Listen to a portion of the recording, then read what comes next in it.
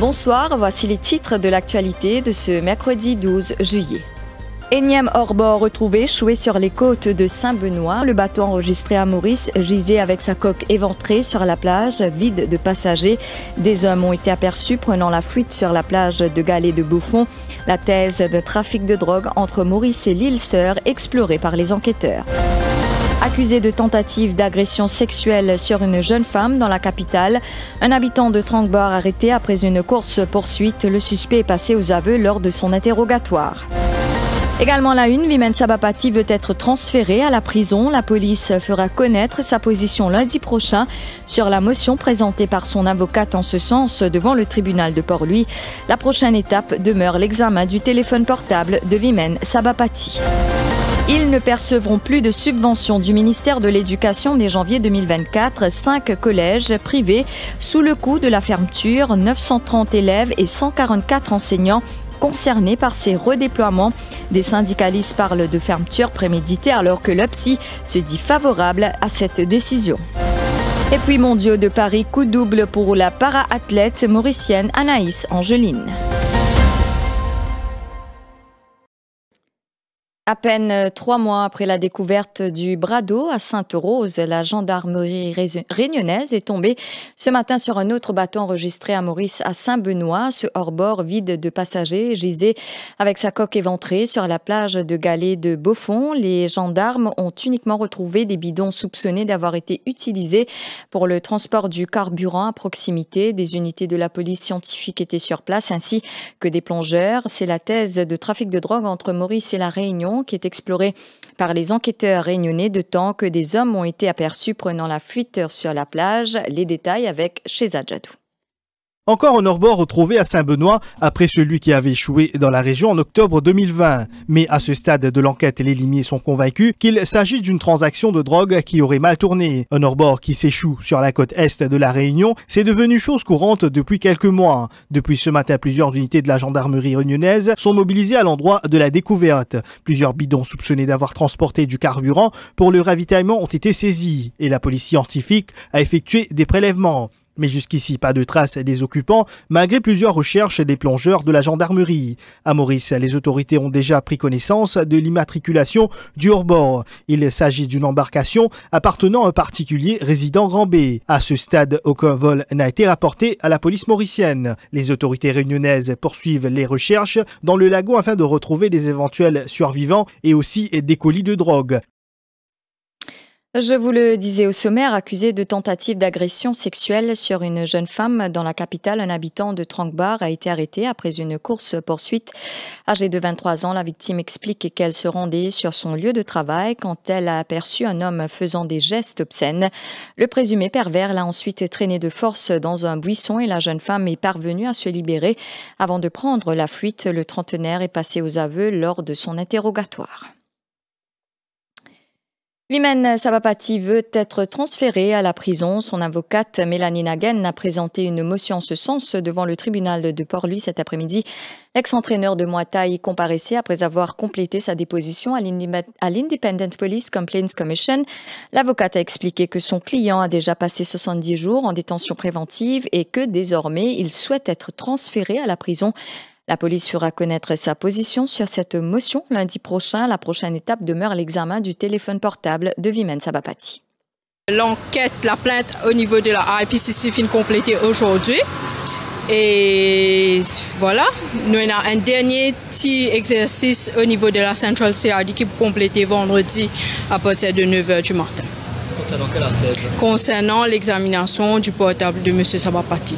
Sans rentrer dans le détail, la IPCC qui vit même des reproches de cette sanction. Bon, c'est concernant bonne information qui est déjà dans les médias concernant les bandes sonores. la sauce et voilà. Il y a une demande pour cet après-midi d'aller dans le jail. Je réserve ça, bonne information pour la cour. Lundi, nous commentons là. La crainte s'installe parmi des professionnels du secteur éducatif. Quel avenir pour les collèges privés non payants après l'annonce de la fermeture de 5 d'entre eux, à savoir le Mauritius College de Kirpip, département filles et garçons, le collège Merton de Pamplemousse, le lycée de Beaubassin et le Medco Cassis.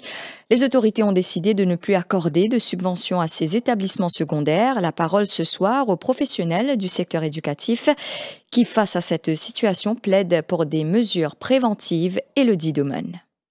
Une baisse de 50% de la population estudiantine enregistrée en 5 ans dans un des collèges islamiques, déplore Bachir Taleb. Si nous comparons nous maintenant à 5 ans de cela, certainement c'est une baisse, presque 50%.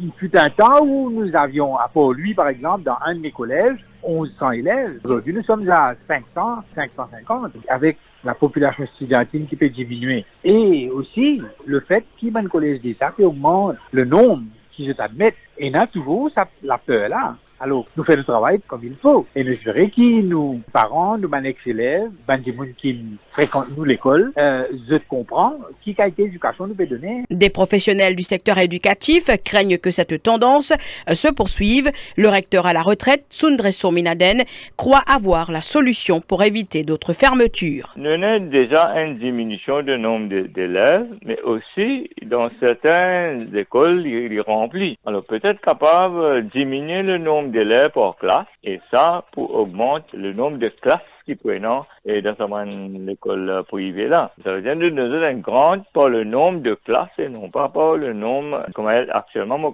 c'est l'hypothèse. Alors, si nous faisons une classe avec moins d'élèves, on a beaucoup plus de classes, à ce moment-là, le collège, dans le sens, continue sur la vie. Il ne faut pas oublier aussi que le privé finit une belle contribution dans l'éducation à Maurice. Le député du Parti travailliste responsable du dossier éducation, Mahen Gengaparsad, s'interroge lui sur les raisons qui ont mené à l'arrêt du versement de la subvention aux 5 collèges concernés. Sûrement, finalement, dialogue entre PSEA et sa école là. Mais pas qu'on a une raison principale. Est-ce que c'est le nombre d'élèves, le nombre critical number? Est-ce que ça va l'école là payer le critical number pour est plus éligible pour gagner une grande? Est-ce qu'il y a un problème disciplinaire? Est-ce qu'il y a un problème infrastructurel? Qui va une raison, à moins qu'il nous connaisse dans les jours à venir à travers PSEA? Les explications de la ministre de l'Éducation sont attendues.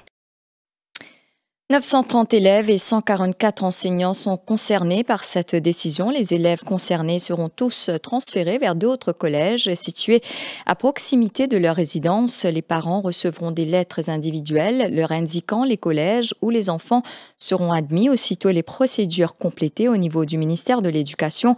En ce qui concerne le personnel, ils seront d'abord redéployés dans les collèges Medco et en cas de besoin, ils seront transférés vers d'autres établissements scolaires. Et le Mauritius College envisage des actions légales pour contester la décision de la PSEA d'annuler les subventions à son établissement à partir de janvier prochain. L'avoué Narendra Pajala, senior counsel, représentant légal de l'établissement scolaire, affirme que son client se penche sur les implications de cette décision des autorités. Alors, le collège Mauritius m'a référé la lettre de la PSEA. Et moi et l'avocat qui paraît pour le collège, nous sommes en train d'étudier toutes les options légales, judiciaires pour pouvoir décider de la marche à suivre. La PSEA va les rediriger vers d'autres institutions scolaires. C'est la PSEA qui prend en charge, la PSEA va rediriger ces gens-là vers d'autres collèges. 10 mois prend position après le licenciement de Yogita Babou des Mauritius. L'association dit condamner fermement cette décision et qualifie les raisons invoquées d'insatisfaisantes et peu convaincantes. Un communiqué a été émis en ce sens ce mercredi. L'association considère Yogita Babou comme une défenseuse des droits humains et note qu'il y a eu une violation évidente de ses droits en tant que syndicaliste. 10 mois n'écarte pas la possibilité d'alerter les organisations internationales, dont l'International Service for Human Human Rights. Le directeur de 10 mois, l'avocat Bhavish Bandhu, demande à MK de revoir sa décision alors qu'au niveau de la compagnie d'aviation nationale, on précise qu'il n'y aura pas de commentaires sur cette affaire. Dis-moi, Fin prend connaissance de la lettre que Josephine révoque Mme Yobita Babu, considère sa licenciement-là injustifié. C'est parce que la lettre que met ban chose, c'est ban raison-là, il n'est pas assez faux, il n'est pas satisfactory, tout validé et dismissal. Dis-moi, considère ça vraiment alarmant, cette situation inacceptable. Nous ne pas trouver ça justifié que Josephine termine ce contrat. Nous pouvons demander à Air Mauritius revoir cette décision et reprendre-les. Et nous pouvons faire, dis-moi, nous mettons une plateforme, un front commun pour inviter toutes les associations syndicales, toutes les trade unionistes qui ont à cœur les droits humains réunis, une réunion. Nous guetter quelle est la marche à suivre, qui nous capable de faire pour ça, madame-là. Mais fin aussi, God nous réserve à contacter une instance internationale. Nous avons commencé à travailler sur un programme électoral commun, affirmation de Navin Ramgoolam après sa rencontre avec Paul Béranger, Xavier Luc Duval cet après-midi. Il y avait aussi d'autres représentants des 3 partis politiques. Le leader des Rouges affirme que la rencontre a été cordiale et positive. S'agissant de la réponse du commissaire électoral sur l'organisation des élections, le leader de l'opposition a adressé une correspondance au Premier ministre. Nous avons eu une réunion très cordiale, très positive. Nous commençons à travailler le programme. Ça quand tu peux travailler séparément, là, nous pouvons mettre tout ensemble. Nous commençons à démarrer très positivement. Nous mettons une autre réunion dans le programme mercredi le 26, ici même, pareil, pour nous finir le programme, parce qu'il y en a plusieurs sujets au programme. Donc c'est ce que nous pouvons faire. Et nous autres rendez-vous samedi pour une conférence de presse, 11h. Bon, pas pour faire commenter le jugement, c'est pour quand non, pas la question satisfaite, la question il allait comment il allait. Le jugement là, pas pour les filles qui disent quoi là.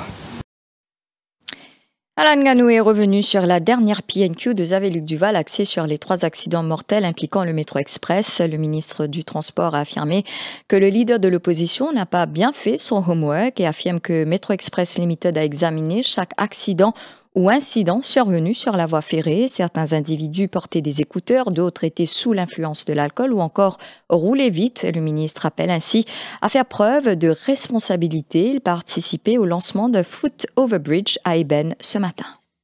Nous ne sommes pas capables à cause de 3 accidents fatals, nous disons nous campagne de sensibilisation pas de marcher. Et dans tous les 3 cas, mademoiselle, nous avons ça 3 mots, pas envie de dire à Parlement hier, tous les 3 cas, qui sont responsables si ça 3 du monde là. Premier là, les tirants d'un feu rouge, la police tu peux debout que le sacre aussi là, le sacre précoce ça robot là, et moi pas dire dans quel état il était ça conducteur là, il mot paix à son âme. Vous comprenez qu'il me dire dans quel état il était quand il peut conduire sa motocyclette là, et il aime il fait imprudent, il rentre dans le feu rouge. Deuxième, ça madame là, et tu peux rouler vite à toute vitesse. Il y allait vite quand il y a une boulette motocyclette, quand il y a une bullet train, bolide. Deuxième là, ça madame là. Tu vois tout que si vous gagnez le temps, elle get sa footage là. Il est venu, il traverse ici parallèle avec le métro, il vient à droite, il paraît devant le métro. Mais même où perd 20 km à l'heure, même où apply break, même où sonne l'alarme, mais il finit trop tard, une question de fraction de seconde, il t'a pas dit. Et troisième là, on me dit hier, tout connaît, qu'il n'est pas si bien droit à marcher, il fait voir tout ça light rail là, frontalement. Le train capitaine, il fait tout ce qu'il est capable, mais malheureusement. Donc, c'est qu'on veut redire, pas juste le latéral, mais dans la route aujourd'hui, partout. Beaucoup d'accidents peuvent arriver à cause de l'imprudence de la victime lui-même. La Competition Commission a démarré une enquête approfondie sur l'acquisition potentielle d'Engen Limited par Vitol Emerald Bidco Propriety Limited, une filiale de Vivo Group. Ce groupe, justement, opère à Maurice sous le nom de Vivo Energy et commercialise des produits de la marque Shell. Engen Limited, quant à elle, est exploitée par Engen Petroleum Limited. Selon la Competition Commission, il existe des raisons de croire que l'acquisition envisagée pourrait entraîner une concentration importante de part du marché dans divers secteurs de biens et de services à Maurice et pourrait affecter la concurrence dans la fourniture de gaz et de diesel, de carburéacteurs, de carburants marins, de lubrifiants et la vente des tas de gaz de pétrole liquéfié. Toutefois, une conclusion ferme ne pourrait être tirée qu'après enquête. La CSG Income Allowance sera versée par la MRA à partir de demain. C'est ce qu'affirme Mamadou Zir, directeur des opérations à la Mauritius Revenue Authority. Il souligne que la MRA a dû remettre à jour son système informatique en raison des mesures annoncées dans le budget. Il faut savoir que ceux qui perçoivent un salaire jusqu'à 25 000 roupies auront 2 000 roupies, alors que ceux qui touchent jusqu'à 50 000 roupies percevront une allocation de 1 000 roupies. Comment nous connaît le paiement de 1 000 roupies? C'est le CSG Income Allowance.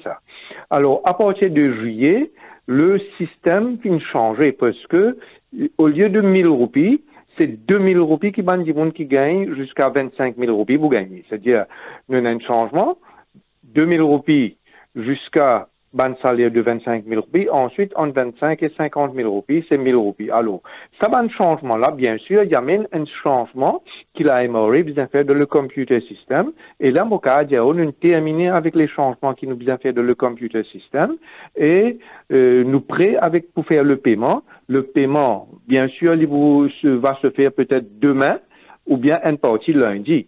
Alors, en totalité, nous payons à peu près 350 000 individus. C'est-à-dire que ce processing, il prend un petit temps. La suite de ce journal, juste après la pub.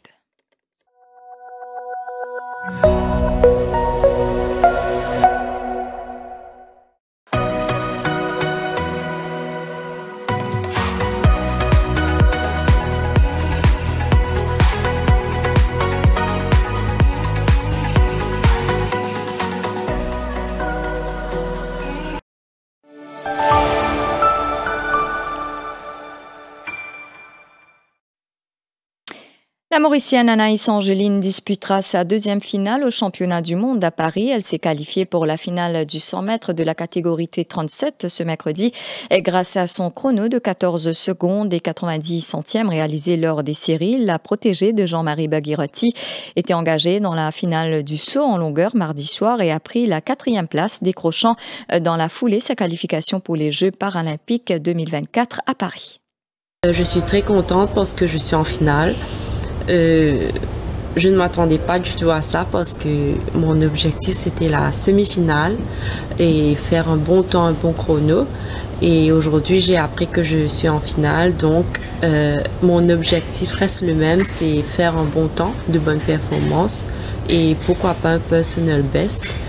En tout cas je ferai tout pour. Et hier j'étais en finale du saut en longueur où j'ai pris la 4e place. Je suis très contente, très satisfaite parce que c'est grâce à cela que j'ai obtenu mon ticket pour les Jeux paralympiques. C'est vraiment génial. Je suis entourée de personnes vraiment formidables qui m'accompagnent tous les jours dans mon sport, qui m'aident à progresser, à m'améliorer dans ce que je fais. Et c'est grâce à cela aujourd'hui que je suis arrivée là où je suis.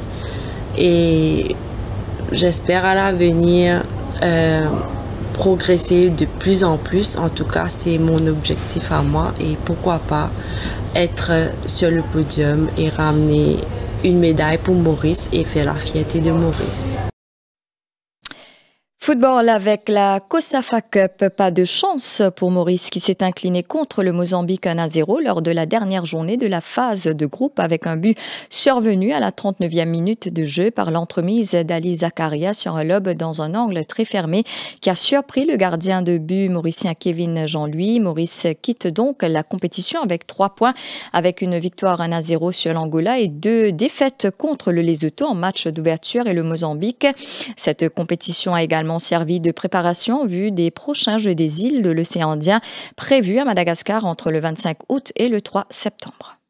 On a très bien joué, mais très satisfait, même on a perdu.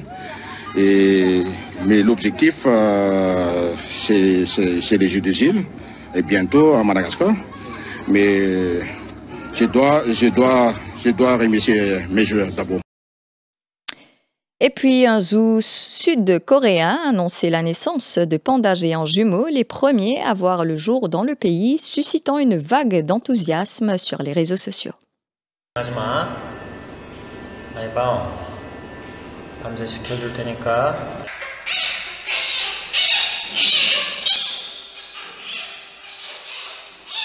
J'ai été un peu surpris lorsque j'ai appris qu'Aibao avait commencé à mettre bas parce qu'elle avait enduré tranquillement la douleur du processus d'accouchement. Nous avons pu bien réagir car nous étions préparés.